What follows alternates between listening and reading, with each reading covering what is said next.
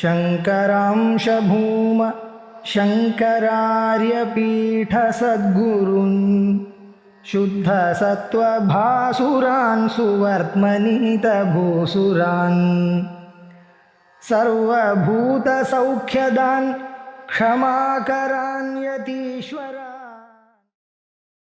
हरिः ओम श्री गुरुभ्यो नमः। हरिः ओम श्रुतिस्मृतिपुराणानाम् आलयं करुणालयं नमामि भगवत्पादं शङ्करं लोकशङ्करं शङ्करं शङ्कराचार्यं केशवं बादरायणं सूत्रभाष्यकृतौ वन्दे भगवन्तौ पुनः पुनः नारायणं पद्मभूमं वसिष्ठं शक्तिं च तत्पुत्रपराशरं च व्यासं सुखं गौरवदं महान्तं गोविन्दयोगीन्द्रमतास्य शिष्यं श्रीशङ्कराचार्यमदास्य पद्मवादं च हस्तामलकं च शिष्यं तं तोडकं वार्तिककालमन्यानस्मद्गुरून् सन्ततमानतोऽस्मि सदाशिवसमारम्भां भगवत्पादमध्यमाम् अस्मदाचार्यपर्यन्तां वन्दे गुरुपरम्पराम्।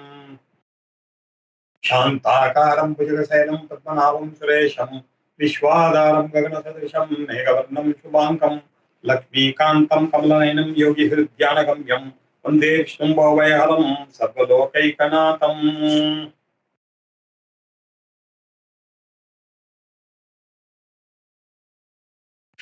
இன்னைக்கு பார்க்க வேண்டியது ஸ்கந்த ஸ்கந்ததரோ துர்யோ வரதோ வாயுவாகனஹ வாசுதேவோ ப்ருஹத்பானுஹு ஆதிதேவः புரந்தரஹ।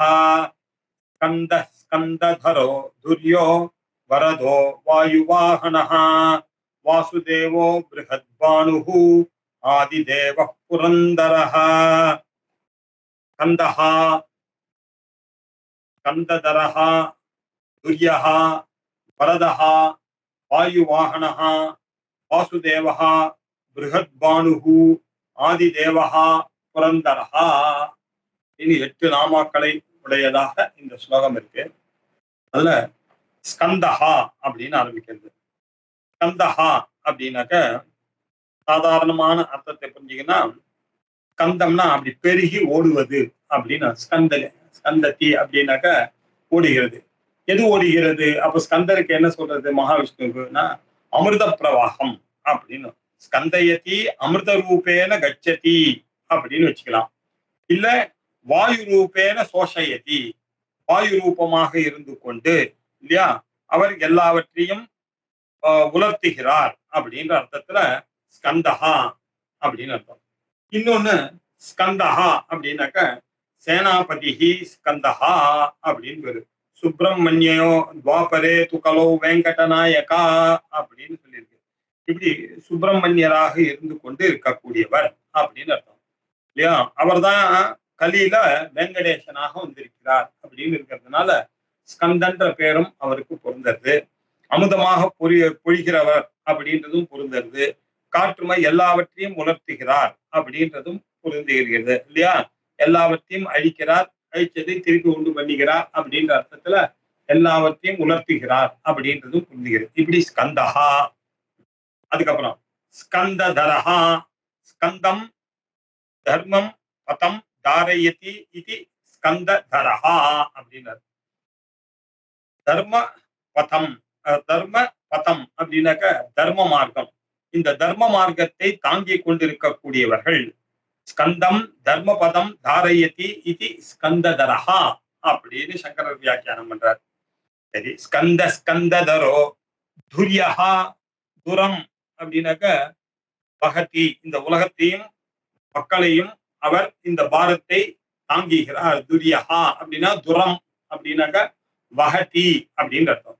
துர்யஹான்னா எல்லா இந்த உலகத்தை அவர்தான் வாகனமாக இருந்து தாங்கிக் கொண்டு இருக்கிறார் அப்படின்னு அர்த்தம். அப்புறம் வரதஹா. வரம் ததாதி இது வரதஹா. வரத்தை அளிப்பவர். கேட்கக்கூடியவர்கள் பக்தர்களுடைய எதை அர்த்திக்கிறார்களோ எதை பிரார்த்திக்கிறார்களோ அதை அருளுகின்ற காரணத்தினால் அவருக்கு வரதன் அப்படின்னு பேரு. அதற்கப்புறம் வாயு வாகனஹா அப்படின்னாரு. வாயு வாகனஹான்னா மருதஹா சப்தஹா ஆவஹாதீனு வாகயதி இது வாயு வாகனஹா அப்படின்னாரு. காற்றையும் இயக்குகிற 7 விதமான காற்றையும் வீசும்படி செய்பவராக இருக்கின்ற காரணத்தினால் அவருக்கு மருத்து அப்படின்னு 7 மருத்துக்கள் இருக்கிறதுனால இப்படி மருத்துக்கெல்லாம் காரணமாக இருக்கக்கூடிய காற்றாக இயங்குபவர். அதனால வாயு வாகனஹா அப்படின்னாரு. இந்த சப்த மருத்துக்களையும் வீசும்படி செய்பவர் அப்படின்னு அர்த்தம். அப்புறம் வாசுதேவஹா அப்படின்னு ஒரு முக்கியமான பதம் போட்டார். வாசுதேவஹா அப்படின்னா வசதி, வாசயதி, ஆச்சாதயதி சர்வம் இது வாசுஹு. வாசகான்னாக்க அர்த்தம் என்ன? துணி அப்படின்னு அர்த்தம். துணி என்ன பண்றது? நம்ம எல்லாம் போத்தி போத்தி கொள்கிறது இல்லையா? நம்மளுடைய உடலை காக்குகிறது அப்படின்னு.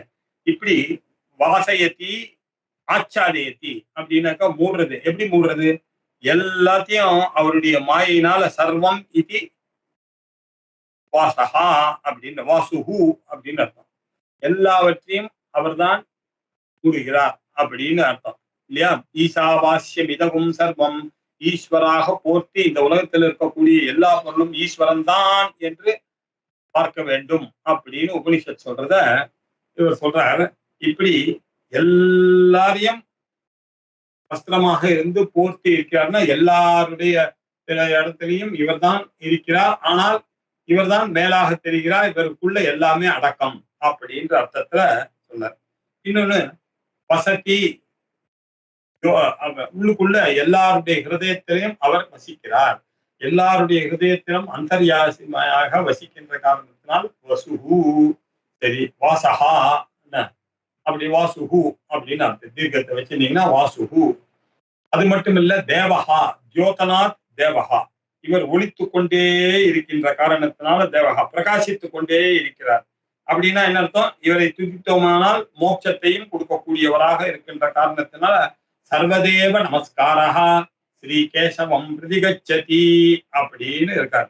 இப்படி வாசுவாயும் தேவனமாகவும் இருக்கிறதுனால அவருக்கு வாசுதேவஹா அப்படின்னு பேரு. அதுக்கப்புறம் பிருகத் பானுஹு இல்லையா? பிருகத்து பானுஹு அப்படின்னா பிருகந்தஹா பானவஹா எஸ்ய சந்திர சூர்யாதிகாம் இவ, அதனால பானுஹு அப்படின்னார். இவர்தான் தாய் ரூபத்துல இருந்து கொண்டு உலகங்களை எல்லாம் தவிக்கின்ற காரணத்தினால பரவி இருக்கக்கூடிய பிருகத்து, எங்கும் அங்கிங்கனாதபடி எங்கும் பரவி இருக்கக்கூடிய கிரணங்களை உடையவர். ஜெகத் பாசயதி, விஸ்வம் ஜெகத் பாசயதி, தஹா பிருகஸ்தபானுத்ரா உச்சதே அப்படின்னு பானுகுவாக இருந்து கொண்டு எல்லாரையும் குளிர்ணங்களாக எல்லா இடத்திலையும் பரவி விஸ்தார பானம், விஸ்தாரமாக இருந்து கொண்டு ஒழித்து கொண்டு இருக்கக்கூடிய காரணத்தினால் மகாவிஷ்ணுக்கு அங்கிங்கனாதபடி எங்கும் நீக்கமர நிறைந்திருக்கக்கூடிய வியாபக ஸ்வரூபமாக விஷ்ணுஹு அப்படின்ற அர்த்தத்துல பிருகத் பானுஹு அப்படின்னார். பிருகத் பானவே நமஹ. அதுக்கப்புறம் ஆதிதேவாய நமஹ, உலகுக்கு முழு முதல் காரணமான தெய்வமாக இருக்கக்கூடிய ஆதிஹி காரணம் தச்ச அசௌ தேவஸ்ச இதி ஆதிதேவஹா, முதல் காரணமாகவும் இருக்கிறார். ஜோதனாத்து ஒழிக்கின்ற காரணத்தினால் தேவனாகவும் இருக்கிறார். அப்படிப்பட்ட ஆதி குணத்வாத்து அவருக்கு ஆதி குணவான் தேவஹா, தஸ்மாத் ஆதி தேவஹா அப்படின்னார். அதுக்கப்புறம் புரந்தரஹா இல்லையா? கந்தஸ்கந்ததரோ துர்யோ வரதோ வாயு வாகனஹா வாசுதேவோ பிருஹத் பானுஹு ஆதிதேவ புரந்தரஹா. புர சத்ருணாம் புராணம் தாரணாத் புரந்தரஹா இது பாணினா நிபாதனாத். பாணினியுடைய கூற்றின்படி அவர் எப்பொழுதும் எப்படி இருக்கிறார் அப்படின்னா, அசுரர்களினுடைய புறங்களை எல்லாம் அசுர புறகா அதை எல்லாவற்றையும் இவர் அழிக்கின்ற காரணத்தினால இவருக்கு புரந்தரன் அப்படின்னு பேரு. அசுரர்களுடைய புறங்களை பிளத்த காரணத்தினால் அசுர புற தாரணாத் வேதனாத் அப்படின்னு அர்த்தம். வேதம் பண்ணுகிறார் அப்படின்னா பிளந்து விடுகின்ற காரணத்தினால அவருக்கு புரந்தரகான்னு பேரு. ஸ்கந்த ஸ்கந்ததரோ துர்யோ வரதோ வாயு வாகனஹா வாசுதேவோ பிருஹத் பானுஹு ஆதிதேவ புரந்தரஹா அப்படின்னு 8 நாமா பார்த்தோம். அதற்கு அடுத்த நாமா அசோகஸ்தாரணஸ்தாரஹா சூர சௌரிர் ஜனேஸ்வரஹா அனுகூல சதாவர்த்தஹா பத்மி பத்மநிபேக்ஷணஹா. அசோகஹா, தாரணஹா. அசோகஹா முதல் நாமா, தாரணஹா இரண்டாவது நாமா, தாரஹா மூணாவது நாமா, சூரஹா நாலாவது நாமா, ஷௌரிஹி அஞ்சாவது நாமா, ஜனேஸ்வரஹா ஆறாவது நாமா, அனுகூலஹா ஏழாவது நாமா, சதாவர்த்தஹா எட்டாவது நாமா, பத்மி ஒன்பதாவது நாமா, பத்ம நிபேக்ஷணஹா 10. 10 நாமாக்களுடையதாக இது. அசோகஸ்தாரணஸ்தாரஹா, சூரஷௌரிர் ஜனேஸ்வரஹா, அனுகூல சதாவர்த்தஹா, பத்மி பத்மநிபேக்ஷணஹா, சோகாதி ஷட்பிஹி வர்ஜிதஹா அசோகஹா அப்படின்னாரு. 6 விதமான சோகங்கள் நமக்கு இருக்கு. என்ன அது 6 விதமான சோகங்கள் நமக்கு இருக்கு அப்படின்னு பார்த்தோம்னா, அசனாயா பிபாசா, பசி தாகம். இந்த ரெண்டும் ஒரு பெரிய சோகம். இந்த மனுஷனுக்கு எப்ப பார்த்தாலும் வந்துடுறது. 3 மணி நேரத்துக்கு ஒரு தடவை ஒரு காரியம் செய்ய விடாம பசி வந்துடுறது, தாகம் வந்துடுறது. இப்படி பசி 1, தாகம் 2, இப்படி ஒரு சோகம். அப்புறம் பிச்சனம், என்ன மயக்கம், இல்லைன்னாக்க ஏதாவது குறை இருந்து கொண்டே இருக்கு, ஒரு கலக்கம் இருந்துகிட்டே இருக்கு, இல்லைன்னா மோகமானது இருந்துகிட்டே இருக்கு. இது ரெண்டுத்துக்கு ஆட்படாத ஆளே கிடையாது. இப்படி அசனம், பிபாசா, விஷனம், அப்புறம் மோகம், மயக்கம், அதுக்கப்புறம் ஜரா மரணம். ஜரா மூப்பு. எல்லாரும் வியாதி வெட்கைக்கு உட்பட்டவனாக இருக்கிறார்கள். எல்லாருக்கும் ஏதாவது சரீரம்னு ஒண்ணு இருந்ததுன்னா அதுல ஏதாவது ஒரு தொல்லை இருந்துட்டு தான் இருக்கு. ஆதியோ வியாதியோ, மனசனால வரக்கூடிய கஷ்டமோ, உடம்புனால வரக்கூடிய ஆதினா மனசனால வரக்கூடிய கஷ்டம், வியாதி அப்படின்னாக்கா சரீரத்துல வரக்கூடிய கஷ்டம். இப்படி மூப்பு அப்படின்னு ஒண்ணு ரொம்ப. அப்புறம் போராட்டத்துக்கு மரணம் அப்படின்னு 6 குறைகள் நாம எல்லாம் வைத்துக் கொண்டிருக்கோம். ஆனா பகவான் ஆனவருக்கு அதெல்லாம் இருக்கா? இந்த சோகங்கள்லாம் இருக்க 6 விதமான சோகம் மனுஷருக்கு. அவர் எப்படி இருக்காரு? அசோகஹா, அவர் சோகம் இல்லாமல் இருக்கார். அசோகஹா, சோகமற்று இருக்கிறார் அப்படின்னு. தாரஹா, தாரணஹா, சம்சார சாகராத்து தாரயதி இது தாரணஹா. இந்த பிறவி பெருங்கடல் எனக்கூடிய துன்பக்கடலாக இருக்கக்கூடிய இந்த சம்சாரத்தை நாம தாண்டுவதற்கு வழி செய்கின்ற காரணத்தினால் அவருக்கு தரணஹா என்று பெயர். மகாவிஷ்ணுவானவர் இந்த உலகத்துல துக்கத்திலிருந்து பிறவி பெருகடலை தாண்டுவதற்கு உதவுகிறார். அதனால சம்சார சாகராத்து தாரயதி இது தாரணஹா. அதுக்கப்புறம் தாரஹா. தாரஹா அப்படின்னா என்ன அர்த்தம் அப்படின்னா, இந்த சம்சார கடல்ல பெரிய பெரிய பயங்கள்லாம் இருக்கு இல்லையா? அப்படிப்பட்ட இந்த மனசுன்றத ஒண்ண வைத்துக்கொண்டு இந்த சம்சார கடல்ல நான் மாட்டின் முழுது கர்ப்ப ஜென்ம ஜரா மிருத்யு லட்சணாத்து பயாத்து தாரைதி. கர்ப்ப ஜன்ம ஜரா மிருத்யு பாபம். எப்படி 4 நமக்கு. நம்ம திருப்பி திருப்பி கர்ப்பத்துக்குள்ள போறது, அதுக்கப்புறம் பிறக்கிறது, அதுக்கப்புறம் வியாதிக்கு உட்படுவது, அதுக்கப்புறம் இறக்கிறது. இப்படிப்பட்டு இருக்கக்கூடிய இந்த சம்சாரமே ஒரு பயம். இந்த பயத்திலிருந்து நம்மளை தாரையத்தி காப்பாற்றுகின்ற காரணத்தினால அவருக்கு தாரஹா அப்படின்னு பேரு. கர்ப்ப ஜன்ம ஜரா மிருத்யு லட்சணாத்து பயாத்து தாரயதி இது தாரஹா அப்படின்னாரு. அதுக்கப்புறம் சூரஹா, விக்ரமனாத் சூரஹா. வேற ஒண்ணு இல்லை சார், அவருக்கு பராக்கிரமங்கள் ஜாஸ்தி. அதனால அவருக்கு பராக்கிரமம் உடைய, ராமனுடைய பராக்கிரமமோ கிருஷ்ணனுடைய பராக்கிரமம் நம்ம அளவிட முடியுமா? அப்பேற்பட்ட பராக்கிரமத்தை உடையவராக இருக்கிறதுனால அவருக்கு சூரன் அப்படின்னு பேரு, விக்ரமணஹா அப்படின்னு பேரு, சூரஹா அப்படின்னு. இப்படிப்பட்ட சூரனுக்கு நமஸ்காரம். சூராய நமஹ. அதுக்கப்புறம் சௌரயே நமஹ. யா சௌரயே நமஹ அப்படின்னா சூரஸ்ய அபஸ்யன், சூரனாக இருக்கக்கூடியவருக்கு. யாரு? வாசுதேவன் எனக்கூடிய சூரனுக்கு இவர் பிள்ளையாக பிறந்து வாசுதேவனாக ஆனதுனால வசுதேவசிய சுதஹா ஷௌரிஹி. இவருக்கு ஷௌரின்னு பேரு, சௌரிநாத பெருமாள் அப்படின்னு ஒரு பேர் இருக்கு இல்லையா கிருஷ்ண பரமாத்மாவுக்கு. இப்படி ஷௌரி ஆக இருக்கின்ற காரணத்தினால அவருக்கு ஷௌரிஹி அப்படின்னு பேரு. அதுக்கப்புறம் ஜனேஸ்வரஹா, ஜனானாம் ஜந்தூனாம் ஈஸ்வரஹா ஜனேஸ்வரஹா. ஜந்துக்கள் ஜனங்களுக்கெல்லாம் கண்ட்ரோலராக இருக்கின்ற காரணத்தினால ஜனானாம் ஈஸ்வரஹா ஜனேஸ்வரஹா அப்படின்ற காரணத்தினால ஜனேஸ்வரஹா. அதுக்கப்புறம் அனுகூலஹா. ஆத்மத்வேனகி சர்வேஷாம் அனுகூலஹா. அவர் ஆத்மாவாக இருந்து கொண்டு எல்லாருக்கும் அனைவருக்கும் ஆத்மாவாக இருக்கிறதுனால எல்லாருக்கும் அனுகூலமா தான் இருக்கார். நீங்க அதை தெரிஞ்சுக்கலே தவிர உங்களுக்குள்ளேயும் அவர் தான் இருக்கார், எங்கிட்டயும் அவர் தான் இருக்கார், அவளுக்குள்ளேயும் அவர் தான் இருக்கார், அவருக்குள்ளேயும் அவர் தான், அவனுக்குள்ளேயும் அவர் தான் இருக்கிறார், அவர்களுக்குள்ளும் அவர் தான் இருக்கிறார், இவர்களுக்குள்ளும் அவர் தான் இருக்கிறார், இவளுக்கும் அவர்தான், இவருக்கும் அவர்தான், இவர்களுக்கும் இவர்தான். இப்படி எல்லாருக்கும் அந்தர்யாமியாக இருந்து கொண்டிருந்த காலத்துல எல்லாருக்கும் அனுகூலம் பண்ணுகின்ற காரணத்தினால அவருக்கு அனுகூலஹா இல்லையா, எல்லாருக்கும் சகாயம் பண்ணி கொண்டே இருக்கா. அவருக்கு ஒரு அணுவும் அசைவதில்லை. அவர் இருக்கிறதுனாலதான் என்னுடைய கண்ணு பார்க்கறது, என்னுடைய காது கேட்கறது, என்னுடைய மூக்கு நுகர்கிறது, என்னுடைய வாய் சுவைக்கிறது, என்னுடைய பிராணனானது இயங்குகிறது. இப்படி அனுகூலமாக இருந்து கொண்டிருக்கிறாரே எங்க மகாவிஷ்ணு. ஆகையினால அவருக்கு அனுகூலன் என்றே பெயர். அனுகூலன்னாக்க வேறு யாரு? மகாவிஷ்ணு தான். அப்படின்னு அனுகூலாய நமஹா, அப்புறம் சதாவர்த்தாய நமஹா அப்படின்னு அவர் தர்மத்தை ரட்சிப்பதற்காகவே அவதாரம் பண்ணவர் அப்படின்னு தர்மத்ராணாய சதமாவர்த்தனானி பிராதுர்பாவாக அசைதி சதாவர்த்தகா. பகவான் என்ன பண்ணார், தர்மத்தை பண்ணணும் அப்படின்றதுனாலேயே நன்றாக ஆவர்த்தனார், சதவாரம் திரும்பி திரும்பி அவர் அவதாரத்தை எடுத்துக்கொண்டு நம்ம எல்லாரையும் காப்பாற்றி கொண்டு இருக்கிறதுனால சதாவர்த்தகா அப்படின்னு ஒரு பேரு. இன்னொன்னு அர்த்தம் நம்ம கிட்ட 100 ஏகாச்ச சதாச்ச நாட்யா அப்படின்னு கட்டோபனிஷத் சொல்றது.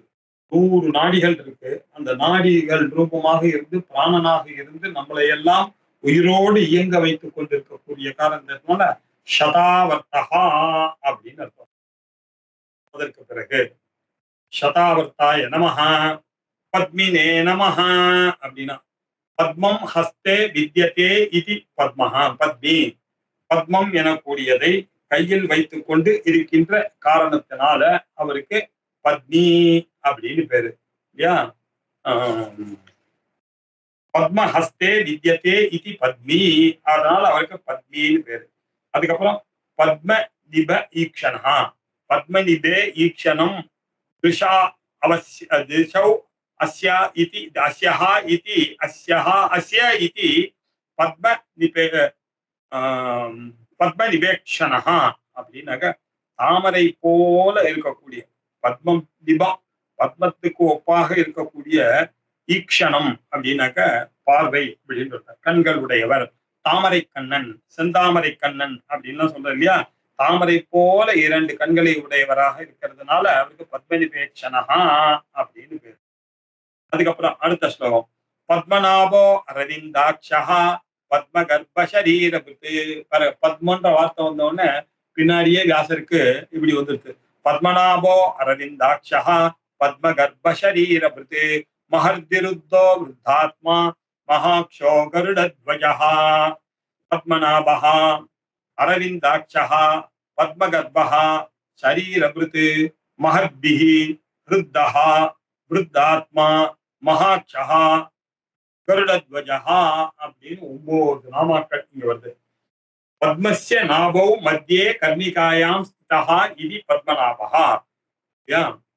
பத்மநாபன்னாக்க அர்த்தம் 14 உலகத்து பத்மங்களை தனது நாபியில் உடையவர் அப்படின்ற அர்த்தம். 14 உலகமும் பத்மமாக இருக்கிறது. அது எங்க இருக்குன்னா பகவானுடைய நாபி கமலத்துல இருக்கிறதுனால இவருக்கு பேரே பத்மநாபன் அப்படின்னு பேரு. அப்புறம் அரவிந்தாட்சா, அரவிந்தம் அப்படின்னாக்கா நமக்கு எல்லாம் தெரியும் தாமரை அப்படின்னு இருக்கும். இப்படி தாமரை மலர் போல அழகிய கண்களை உடைய காரணத்தினால் அரவிந்த அக்ஷகான்னாக்க கண்ணு, அரவிந்தாட்சா அப்படின்னு அர்த்தம். அப்படிப்பட்ட அரவிந்தாட்சாய நமஹா, அரவிந்தாட்சன்னு பேர் வச்சுக்கிறாள் இல்லையா. அப்படின்னா என்ன, தாமரை போல அழகிய கண்களை உடையவர் அப்படின்னு அர்த்தம். அப்புறம் பத்ம கர்ப்பாய நமஹா, உள்ளத்தாமரை, கர்ப்பம்னாக்கா நம்முடைய உள்ள இருக்கக்கூடிய தாமரையில அது எப்படி இருக்கா, அதோ நிஷ்யாவிதஸ்யாந்தே நாப்யாமுபரி திஷ்டதி. இப்படி கவுந்த தாமரை மாதிரி நம்மளுடைய தொப்புளுக்கு மேல நம்மளுடைய ஹிருதயமா இருக்கு. அந்த ஹிருதயத்துல ஒரு தகராகாசம் இருக்கு. அந்த தகராகாசத்துல அப்படி ஊசி முனை போல நீவார சூகவத்தன்வி பீதாபாஸ்வத்யனுபமா தஸ்யாசிகாயாம் மத்தியே பரமாத்மா வியவஸ்திதா அப்படின்னு வேதம் சொல்றது. இப்படி பரமாத்மாவா இருக்கக்கூடிய மகாவிஷ்ணு எல்லாருடைய உள்ளத்தாமரையிலையும் இருக்கின்ற காரணத்தினால அவருக்கு பத்மகர்பாய நமஹ. அப்புறம் ஷரீரபிருத்தே நமஹ. தனது மாயையினால எல்லா சரீரங்களையும் அவர்தான் எடுத்துக்கொண்டிருக்கிறார்.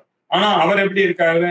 அஜமாகவும் அவிகாரியமாகவும் இருந்து கொண்டு ஈஸ்வரனாகவும் இருந்து கொண்டு எல்லாரையும் அவர்தான் ஆண்டு கொண்டிருக்கிறார்.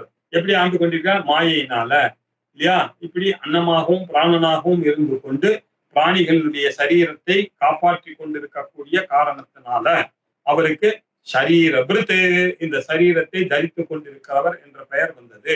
இப்படி ஷரீரபிருத்தே நமஹ. அப்புறம் மஹர்தயே நமஹ அப்படின்னாரு. மஹர்தயே நமஹ. மகதி ரித்திஹி விபூதிஹி அஸ்ய. ரித்திஹி அப்படின்னா விபூதிஹி பெருமை. அவரு பெருமை என்ன? மகதி பெருமை. 10வது சாப்டர்ல அள்ளி வீசுறார் பகவத்கீதையில, இல்லையா? எல்லாத்தையும் மார்கழியில நான் தான் மாசங்கள்ல மார்கழியா இருக்கேன், நான் தான் பர்வதங்கள்ல இமவானா இருக்கேன், நான் தான் சேனாதிபதிக்குள்ள ஸ்கந்தனா இருக்கேன், வேதங்களுக்குள்ள நான் தான் சாம வேதமாக இருக்கிறேன் அப்படின்னு நிறைய விஷயங்கள் சொல்றாரு, இல்லையா? அப்படி சஸ்திரம் போடுறவர்கள்ல ராமனாக இருக்கிறேன், நான் இல்லாமல் இல்லப்பா. எல்லா மகிமையிலையும் பார்த்தேன்னாக்க எங்கெல்லாம் மகிமைன்னு ஒண்ணு இருக்கோ அங்கெல்லாம் யார் இருக்கான்னு பார்த்தேனாக்க பரமாத்மா மகாவிஷ்ணு தான் இருக்கார். ஆகையினால அவர் மகதி ரித்திஹி விபூதிஹி அஸ்ய, இதை உடையவர் யாரோ அவர் மகரித்திஹி அப்படின்னு பேரு. இப்படிப்பட்ட மகரித்தியாக இருக்கக்கூடிய அவருக்கு நமஸ்காரம். மகர்தயே நமஹ. அதற்கப்புறம் ருத்திஹி அப்படின்னார். பிரபஞ்ச ரூபேன வர்த்தமானத்வாக்கு ருத்தஹா அப்படின்னார். அவர் எப்படி இருக்கார்? ருத்தாய நமஹ. பிரபஞ்ச ரூபமாக விருத்தி அடைகிறவர். பிரபஞ்சமாக இருந்து கொண்டு அப்படியே வளர்ந்து கொண்டே இருக்கார். இத்தனை காலமாக வளர்ந்து கொண்டே இருக்கிறார் அவர். அப்படிப்பட்ட ரித்தி, அபிவிருத்தி அப்படின்ற அர்த்தம். ரித் வர்த்தமானத்வாது அப்படின்ற அர்த்தம். வளர்ந்து கொண்டே இருந்து கொண்டிருக்கிறார், இப்பவும் இருந்து கொண்டு இங்கேயே இருக்கிறார், இங்கேயே வளர்ந்து கொண்டிருக்கிறார். அதனால ருத்தஹா, ருத்தாய நமஹ. அப்புறம் விருத்தாத்மனே நமஹ. விருத்தர் அப்படின்னாக்கா வயசானவர் அப்படின்னு அர்த்தம். விருத்தாத்மனே, அவர் எவ்வளவு நாளா இருக்கார்? ரொம்ப நாளா அனாதியாக இருக்கிறார் அர்த்தம். பூர்வோயோ தேவேபியோ ஜாதஹா அப்படின்னார். இந்த உலகம் உண்டாறதுக்கு முன்னாடி தேவர்கள் தோன்றினார்கள், தேவர்களுக்கு முன்னாடி தோன்றினவர் யார்? அவர் அப்படின்னு புருஷ சூக்தம் சொல்லுகின்ற காரணத்தினால அவர் எப்படி இருக்காருன்னாக்க அவர் வயசானவர், விருத்தராக இருக்கிறார் அப்படின்ற அர்த்தம். விருத்தாத்மனே நமஹ. அதுக்கப்புறம் மகாக்ஷயாய நமஹ. மகாக்ஷயாய நமஹ அப்படின்னாக்க பெரிய கண்ணை உடையவர் அப்படின்னு அர்த்தம். மகா அக்ஷயை உடையவர் அப்படின்னு அர்த்தம். மகாக்ஷயாய நமஹ. அப்புறம் மகதி அக்ஷினி மகாந்தி அக்ஷினி வா அஸ்யைதி மகாக்ஷஹா அப்படின்னு ஆச்சாரியார் பாஷ்யம் பண்ணார். கருடத்வஜஹா கருடாங்கஹா துவஜஹா யஸ்ய சஹா அப்படின்னு அர்த்தம். யாரு கருடனை கொடியாக வைத்துக் கொண்டு, அங்கஹான கொடி, துவஜஹான்னு அர்த்தம். கருடனை துவஜையாக யார் வைத்துக் கொண்டிருக்கிறாரோ அவர் கருடத்வஜஹா, கருடக்கொடியை விடுவான். சரீரத்தை போட்டேன், சரணாகதி அடைந்தேன், கருடக்கொடி கருடக்கொடி கருடக்கொடி அப்படின்னு சொல்லி வைஷ்ணவெல்லாம் சொல்லிட்டு தான் ராத்திரில படுத்துப்பான். இப்படி கருடக்கொடியாக இருந்து கொண்டு இருக்கக்கூடியவர், அப்படி இருக்கக்கூடியவர். ஆகையினால் அவருக்கு கருடத்வஜன் அப்படின்னு பேரு.